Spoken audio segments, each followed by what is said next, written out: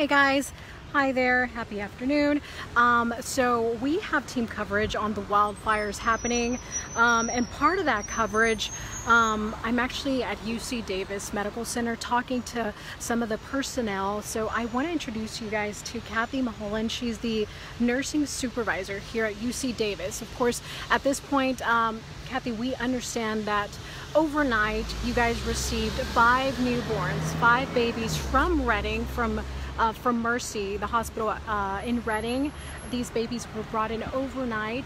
Can you tell us a little bit about these newborns that were brought over? I know HIPAA violations, guys. We can't really talk too much about their conditions, but can you tell just as much as you can tell us? Yeah, sure. So about 8 p.m. last night, Mercy Redding called UC Davis and spoke with our neonatologist here, as well as called our transfer center to see if we would be able to accept anywhere between 5 to 8 of their neonatal intensive care unit infants, that they would like to, just for whatever reason, just safely get out of their hospital and put, at another hospital. So from that point on, at about 8 o'clock, the calls went out to the transfer center, the nurse manager of our neonatal intensive care unit, as well as staff. So once we realized that we were going to accept these babies, we took a total of 5 to our facility here at UC Davis, and it went off just great. It was a communication between the transfer center, the helicopters that we used to transport these babies safely. Shout out to the NICU staff. They had 9 extra nurses come in to support the nurses that had to go out and retrieve these babies, and everybody arrived here safely within 2 hours to UC Davis. So all the babies are safe, and they're all good. Exactly. That was going to be my next question. What yes. Their status is, and you're saying they're well, they're doing well. Yes, they're stable. Okay, yes. Perfect. They're stable condition. They're doing well, and that's Stefan, this is definitely because of the fires. We have team coverage happening. My part right now is being here at UC Davis, kind of finding out, if there's an influx of patients, or and of course how hospitals are getting ready for this. When tragedy strikes, this is where all the hospitals, especially a trauma 1 center like this one, they're ready for this. I mean, it's not like you guys have to, do anything extra. I mean, you guys are pretty much ready for this, correct? We are ready. That we pride ourselves with that. We pride ourselves with communicating with other hospitals as well, to just see if something were to happen to UC Davis, it's reciprocal, right? They would do the same for us in a moment's notice, and we just were able to help help Mercy Redding last night. And again, the communication, the staff, how everyone just worked together. Is just we're just proud of it. To make it happen. Just proud to make it happen. Do whatever we need to do for the community, for other communities, and again, like I said, other communities always are willing to help us out as well. Okay, and of course, due to HIPAA violations, the information we can get out of Cathy is very limited. I did want to mention the fact that these 5 babies were brought over. We can't get the reason exactly as to why they were brought over. Mercy Hospital is still running, as far as we know. It's still open. They just wanted it seems like, to make sure those babies were kind of safe and out of the area, of course, with all that smoke happening in Redding as well. So wanted to talk to you. I know, speaking about staff, we know this level 1 trauma center is fully capable of taking in all the patients that you need to, but you did have to have extra staff come in last night to take care of these infants. Is that correct? Yes. So these type of infants require, for each infant, they require at least 1 nurse. Okay. So to get 5 in required at least 5 nurses from somewhere, and so and then as well as the NICU nurse goes out to get the babies. So you had to replace the nurses that went out, and then the nurses that needed to then take care of the babies once they arrived. So again, like I said, calls went out and 9 extra staff came in. Oh wow, so 9 extra staff members came in to take care of those infants.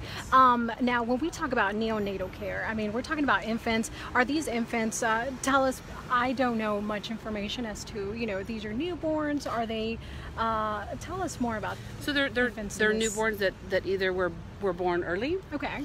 or newborns that were born maybe at term, but just might have other issues going on that they still need a higher level of care, or with any hospital. I'm not saying just at UC Davis in our NICU, but just in any NICU, there are newborns that just need like a little bit higher level of care until they either go a little bit more, or they grow, their lungs get a little bit stronger. Okay. Yeah, but makes you know, sense. they're all monitored. They, like I said, they all have one nurse, a little bit more tighter staff.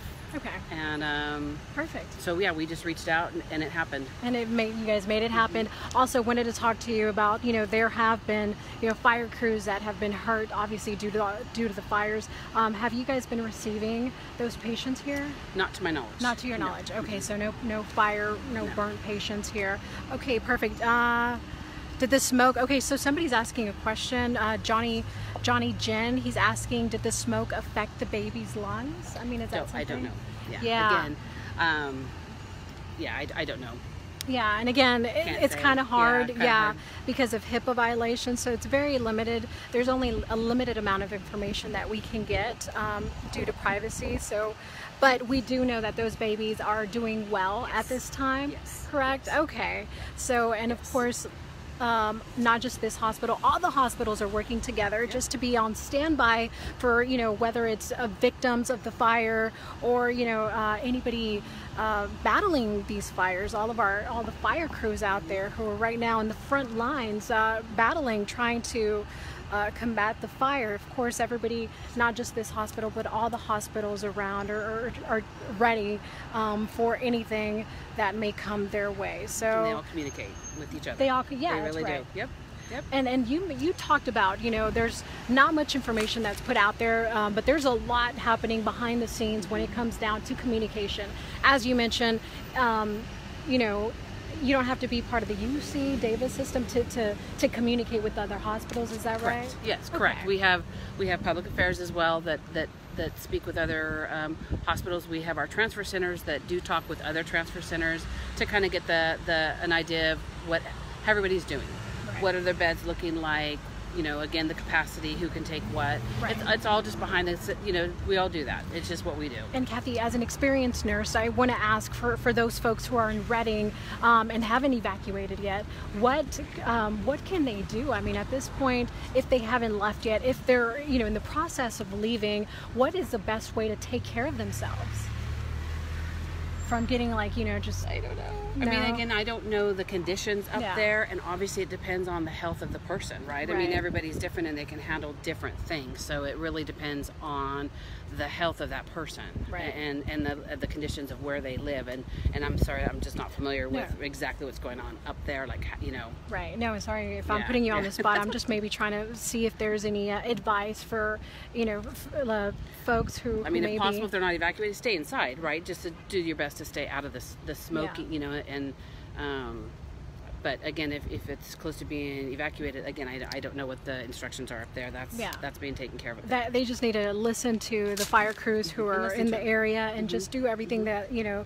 they're asking of the folks. So let's see, Cathy, I don't want to take too much of your time. I know you have to get back to the hospital. You are on a shift, and you took some time just to come out here and talk to me and talk to the folks out here. So like I said, we still have a lot of the coverage. We have crews out on the scenes, team coverage. Obviously, I'm here at the hospital just trying to get the latest for you, and of course, as soon as we have more information, we will come back live to you, and of course you can follow our newscast. We will be on at 5 and 6 and at 11, and all the latest information will be on there as well. You can also go to our website. So thank you guys for watching, and we'll see you later. Stay safe.